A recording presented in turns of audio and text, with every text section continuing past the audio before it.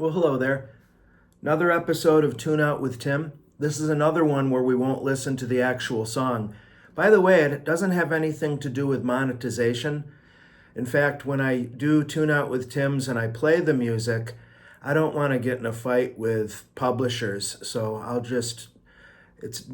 fortunately, monetization to me is not a priority. I don't know if anybody cares or whatever, you can ask me about it. But anyway, I wanted to play this one, at least some of it, because the truth of the matter is, for my journey as a guitarist, and I've been playing guitar since I was about 10 years old. I believe it was fifth grade where I took Mrs. Gilmeister's guitar class that she held after school for a period of time. She did recorder and she did guitar. And my Uncle Richard and Aunt Joni had a Greco classical nylon string acoustic. That was my first guitar. And my first mystery was understanding why it looked and sounded so different from the cool acoustic guitars that Supertramp were playing, for example. And the difference was I had no idea about nylon strings. I had no clue, steel versus nylon. But anyway, Jim Croce and his music have been with me since the beginning. And I remember as a teenager when I started getting more serious about the guitar, I obtained the Jim Croce Photographs and Memories songbook. It was just, there was no tablature in those days. It was just musical notation, but it had chord boxes for the guitar. And I learned how to play and sing all those songs, believe it or not, without hearing hardly any of them in real life.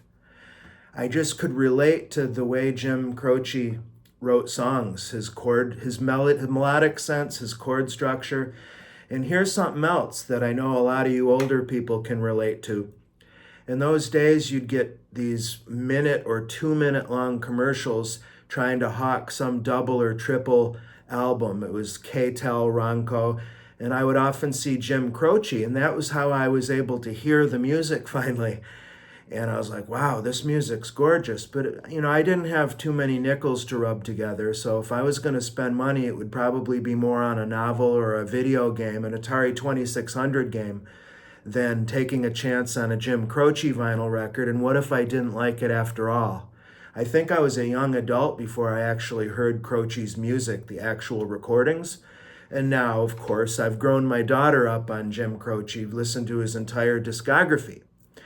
Now, what I didn't know because of all those reasons as a kid, the songbook just had a picture of Jim. There was no Maury Mulis in there. But as an adult, I see the reason why the guitars sounded so impossible to replicate to me is because I failed to understand, even when I saw Jim and Maury on TV on those K-Tel compilation record commercials, I just figured that was his backing group. I didn't understand the truth of the matter. And that is, Croce and Maury Mulison were, in a sense, like Lennon and McCartney in some ways. I don't think Maury got the benefit and the recognition he deserved, even from Jim, in my opinion, by the time they both tragically died. So Operator isn't my favorite Croce song, but it is one of my favorite ones to play, partially because it's a great achievement for me. Because hearing as a kid the two guitars, I thought, how in the world could I ever try to replicate that? Because Jim, does Travis and strumming, and Maury's doing the ornamentation, generally speaking. And I don't even care about Maury's part on Operator. I like Jim's part.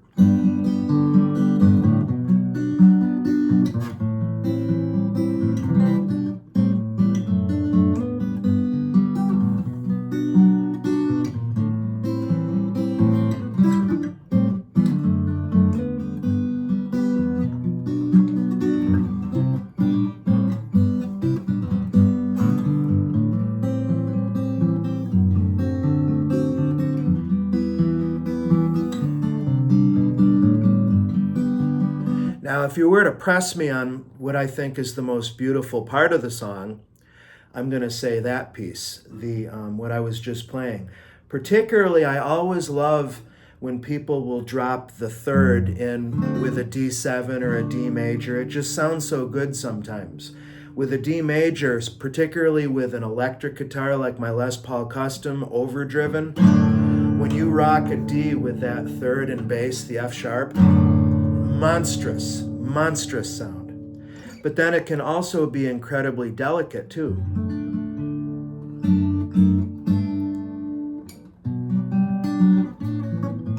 That's my own piece. I'm a little out. I'm sour. And you know, this is, if you're not a guitarist, you should know that of the 6 strings on a 6-string guitar, G is the one that tends to be most problematic. And there are architectural and mechanical reasons for that. Anyway, as I was saying, I forgot, how do I get to the D? Operator. Okay, here we go. A minor 7.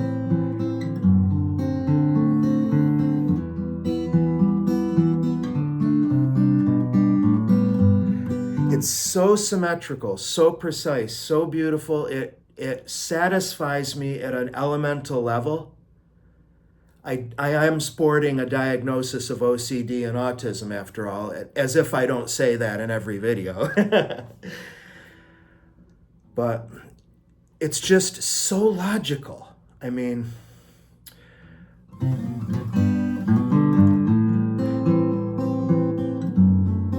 you hear the bass? Jim did that all the time. Travis picking, and because he didn't have a bass player, I think, at least in most of the performances I've seen, there is no bass player. So he's using Travis, where you're doing like root and fifth kind of stuff, alternating bass. I want to call out my friend and teacher, Jonathan Brown, who's here on Facebook, and he has a custom guitar shop. If I remember, I'll put it in this post comments. Please check him out. Jonathan is a brilliant fingerstyle guitarist here in Nashville, although he may not live in Nashville anymore. I don't actually know. But he taught me how to Travis pick, and he actually taught me how to finger pick, which is one of the most top 3 most important developments of my life with as a guitarist, learning to use. I actually use all 10 fingers when I play fingerstyle guitar. As you can see right now, I'm bereft of a pick. The only time I like to use a pick is when I play electric. And even electric, it's fun to do hybrid picking, where you've got the pick, but you can still diddle around with your other fingers, or you can jam your pick and you can fingerstyle. Brian Setzer, one of my heroes, does that a lot, as Chad Atkins did too, as a lot of folks did. So let's see. And that chord progression is really the pre-chorus, because it goes into the chorus. Isn't that the way they say it goes? So check it out.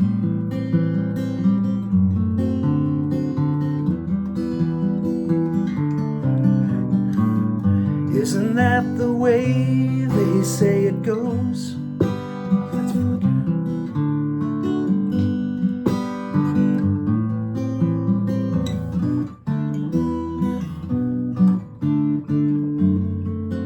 Forgot it. It's really, there's a lot of chords in this song. But I wanted to use it for a model on this video, because the melodic sensibilities are so circular. So much of Jim's work, his melodic sense, flows like a stream in the woods. You know, like Dreamin' Again.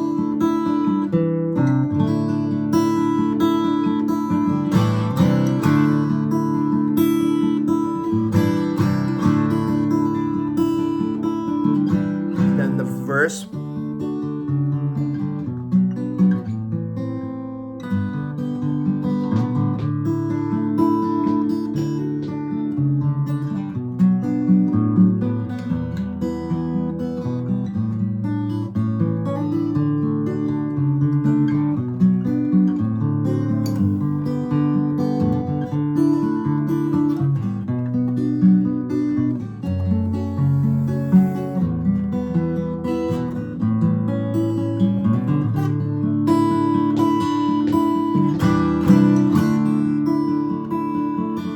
There's another YouTube video of them playing, I always get the name bungled, This Time, Next Time.